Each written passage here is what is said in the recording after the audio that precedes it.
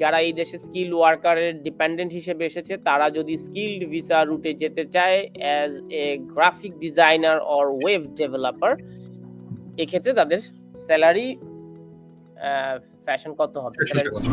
ওনারা যদি নতুন করে মেইন অ্যাপ্লিকেন্ট হতে চায়, স্পেশালি আপনি গ্রাফিক ডিজাইনার বা ওয়েব ডিজাইনার, আমি যতদূর জানি যে দুইটা জবেই আপনার স্কিলড লেভেল হচ্ছে হাইলি স্কিলড লেভেল, এবং ওনারা ডিপেন্ডেন্টকেও নিতে পারবেন এখানে।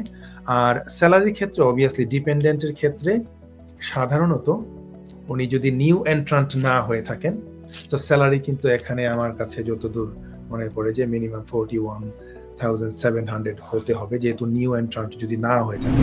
মিনিমাম যে স্যালারি আছে আমাদের, যারা নতুন করে ঢুকবেন তাদের স্যালারিটা কিন্তু হতে হবে 41,700 minimum. Stonebridge Legal Solutions Limited, your trusted immigration partner.